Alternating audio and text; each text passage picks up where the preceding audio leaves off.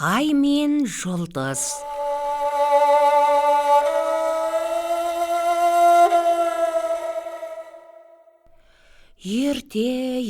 Ертеде бір орман тоғайлы тауды мекен еткен шал мен кемпір болыпты. Олардың жалғыз қызы бар екен.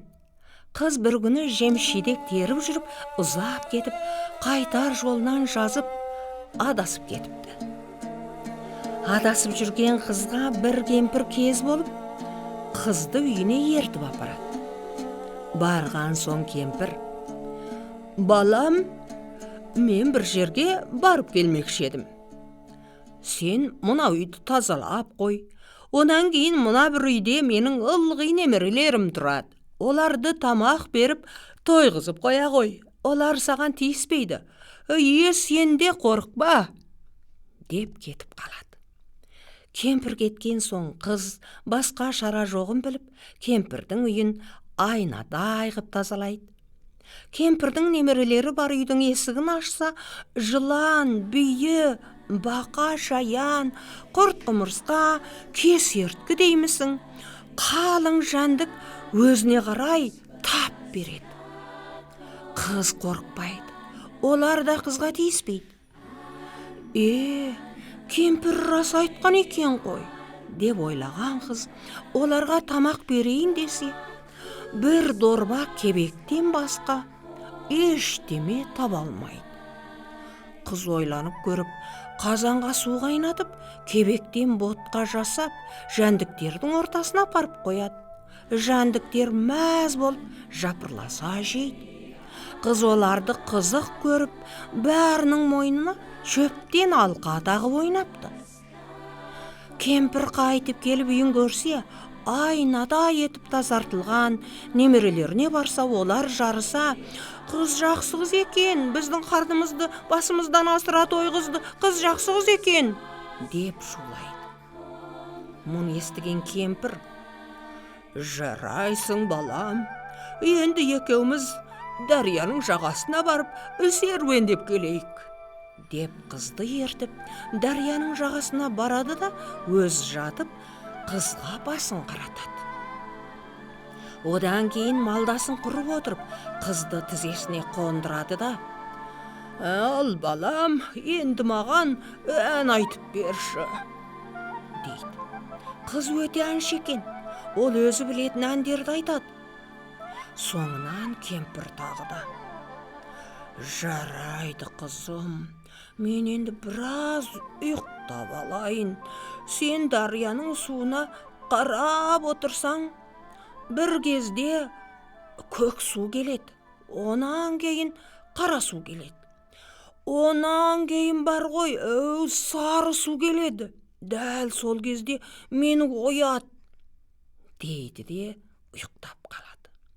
Қыз дарияға қарап отырса, расында да әр түрлі су ағып, бір кезде сары су ағады. Сол замат кемпірді оятқан екен. Кемпір тұра салып, дарияға сөңгіп кетіп, бір қол қобди алып шығады да қызға: «Ау қарағым, сен жақсы бала екенсің. Үйімді тазаладың, немерелерімді тамақтандырып ойнаттың, ән айтып бердің, басымды қарап бердің. Енді менің саған берер сыйым мына қол қобди, кілті мынау. Үйге барған соң бір ағаш, үйің апаратын жол анау», деп қызды жолға салады. Қыз кемпір айтқан жолмен жүріп отырып үйіне келсе, үйінде бір шал, бір кемпір, бір қыз, 3 қонақ бар екен. Қыз кілтін алып, қобдиды ашып көрсе, іші толған алтын екен дейді. Оны көрген әке шешесі мен қонақтар: «Мұны қайдан алдың?» деп сұрайды. Қыз оларға көрген білгенін бастан аяқ айтып береді. Сонда қонақ кемпір: «Ей шал, сен де мына қызыңды сол кемпірге ертіп бар», деп бұйырады. Қонақ шал қызын ертіп апарып, кемпірдің үйін көрсетіп жіберіп қайтады. Кейбір тапсырмасын істеуден бас тартады қыз. Ең соңында дария жағасында кемпір ұйықтар алдында. Балам, дарияға қарап отырсаң, әр түрлі су ағады. Қара су аққан кезде мені оят, дейді. Кемпір ұйықтайды. Қыз дарияға қарап отырып, қара су келгенде кемпірді оятады. Кемпір қарғып тұрып, дарияға сүңгіп кетеді де, дариядан бір қол қобди алып шығып, оны қызға ұстады. Қарағым, қобдидің кілті мынау, өзің қайда барушы едің? Деп сұрайды. Қыз өзінің қонақ болып отырған үйін айтады. Ендеше бар ғой. Сол үйге бармай қобдиыңды ашпа. Бұл менің саған берген сыйлығым. Жолың анау. Деп жолға салады. Қонақ қыз келіп қобдиын ашып қалғанда, ішінен тілін жалақтатып, үлкен қара шұбар жылан шыға келеді.